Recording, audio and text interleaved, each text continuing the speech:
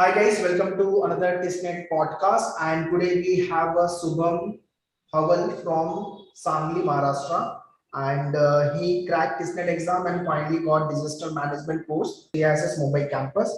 Basically, he is engineer, electrical engineer, and disaster management he applied in TISS and finally got selected. So yeah, Subham, hello and congratulations for your selection. Hello, thank you, sir. So after getting TISS, Subham, how's the feeling? And कितना desperately you were seeking admission in TISS? Actually, sir, TISS is the biggest institute of India, social science के oriented. तो फिर हर एक बच्चे का सपना होता है कि यार ग्रेजुएशन या पोस्ट ग्रेजुएशन अच्छे कॉलेज से किया जाए. तो after getting selected in TISS, I feel very proudful about me. Okay, okay. Want to understand आपका जो work experience है overall, industry oriented, वो कैसा है और academic background भी अगर थोड़ा brief करोगे तो better रहेगा. एक्चुअली सर मैंने इलेक्ट्रिकल इंजीनियरिंग कंप्लीट किया है और ड्यूरिंग प्रिपरेशन मैंने एक 6 की प्रिपरेशन की थी.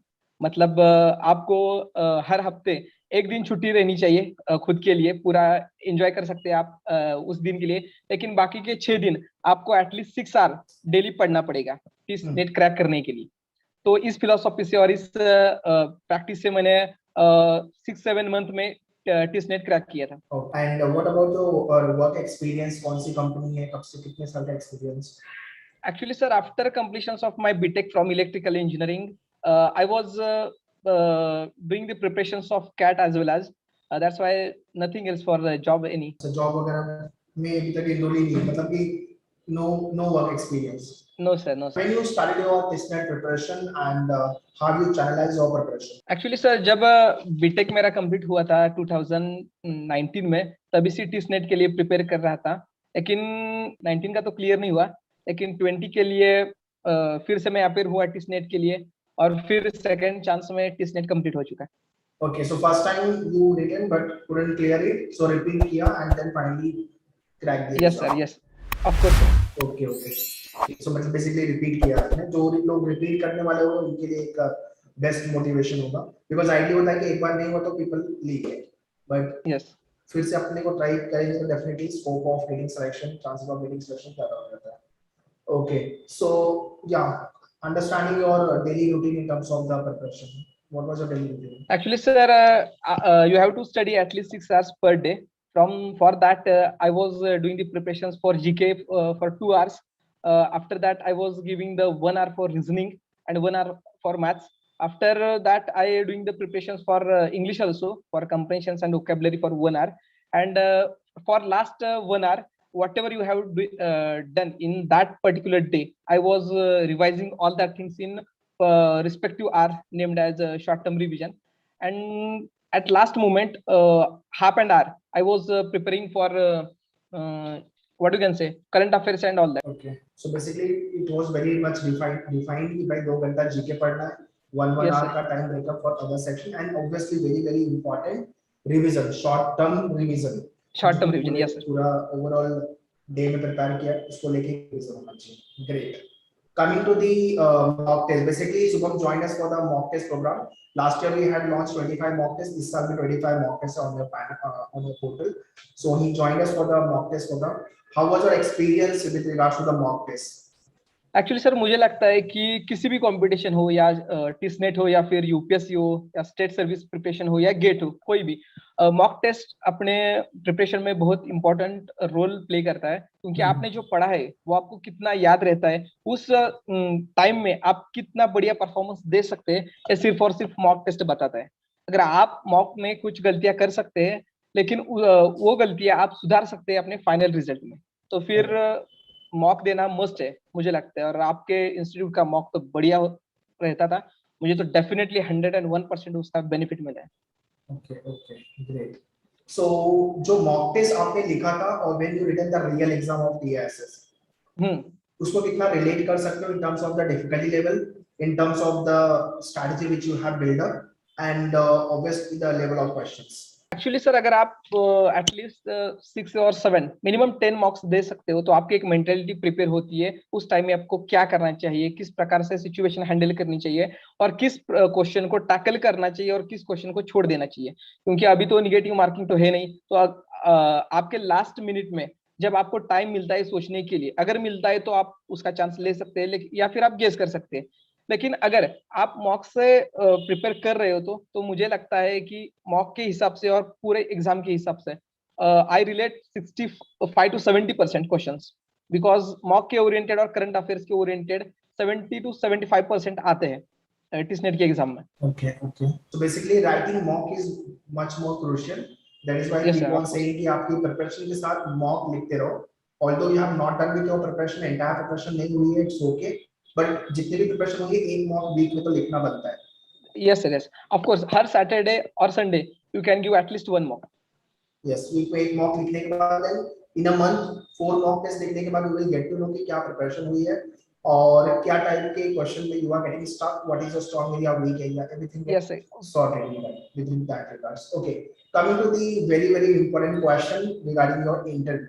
जो आपका TISS में interview हुआ था, what types of the question they had asked and कितना आपने उसके लिए prepare किया था and obviously what was your overall experience? Sir actually TISS में जब इंटरव्यू स्टार्ट होता है तो हर किसी बच्चे को आप टीआईएसएस क्यों ज्वाइन करना चाहते हैं वो कॉमन क्वेश्चन पूछते हैं। आपका आंसर वेरी मच क्लियर होना चाहिए क्योंकि आप क्यों टीआईएसएस ज्वाइन करना चाहते हो, आपका मोटो क्या है। तो उस क्वेश्चन से आपको 50% either you will be in और आउट।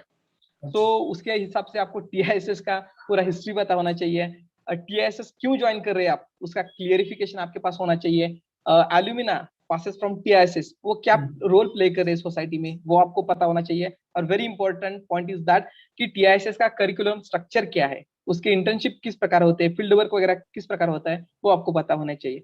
आफ्टर दैट आपको ऑनेस्टी रखना पड़ेगा वहां, क्योंकि आपका एटीट्यूड एंड आपका नॉलेज ये दोनों टीआईएसएस चेक करता है। सो अगर आप पूरे ऑनेस्टी के साथ और एटीट्यूड के साथ इंटरव्यू दे रहे हैं, आपको कॉन्फिडेंस लेवल अच्छा है, तो definitely you can crack interview easily. Very good.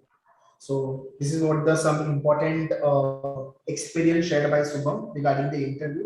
So overall जो इसका selection है वो दो phase में, phase 1 जो है आपका वो टिस्नेट का एग्जाम है, phase 2 में आपका इंटरव्यू आ जाता है और टिस्पैट या मैट ये सारे एग्जाम्स आ जाते हैं। But टिस्नेट is obviously that is the stage number 1, वही क्लियर नहीं होगा तो आपका स्टेज तो is like कि कोई यूजफुल नहीं। Any kind of a tips or the session due to the upcoming year aspirant? Sir मुझे लगता है कि अभी जो सिचुएशन चल रहा है टिस्नेट के बाद इधर वो पैट लेते या फिर ऑनलाइन असेसमेंट लेते हैं और आफ्टर दैट वो इंटरव्यू कंडक्ट करते हैं। तो इस पूरी जर्नी में 3 स्टेप्स है, like we can say that prelims, mains and interview.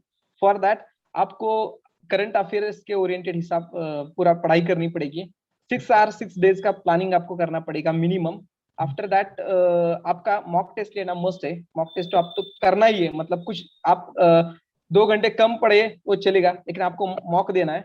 And apart from that interview की प्रिपरेशन करनी है, इंटरव्यू के हिसाब से वो क्वेश्चन किस प्रकार पूछते हैं आप मॉक इंटरव्यू दे सकते हैं, टीआईएसएस का पूरा कल्चर जान सकते हैं, क्योंकि TISS is the IIT of social sciences ऐसा कहते हैं। तो 3 या 4 लाख स्टूडेंट उसके लिए अप्लाई करते हैं और few students get selected in TISS Mumbai campus particularly. So अगर इतनी बड़ी कंपटीशन है तो आपको उतना बड़ा प्रिपेयर करना पड़ेगा, उतनी बड़ी आपको फाइट देनी पड़ेगी और उसके लिए उतना बड़ा आपका एफर्ट्स, सैक्रिफाइस एंड प्रिपरेशन होनी पड़ेगी। These are the keys of success. Okay, I hope I don't have to say anything. Everything done by the Subham with regards to the preparation, with regards to the number of hours one should devote. 6 to 8 hours ideally one should devote would be better if you have a lectures also. And obviously mock test is important, interview preparation, and along with the interview preparation, like the newspaper reading is obviously that will be add on in your kind of add on in your preparation, like general awareness information, editorial page, and many more things you should add on. So I think everything covered by the Subham preparation को लेकर, और revision तो must है, वो अपने को continue करते रहना चाहिए। Okay. All right guys, so that's all from Subham's side and thank you Subham sharing your experience.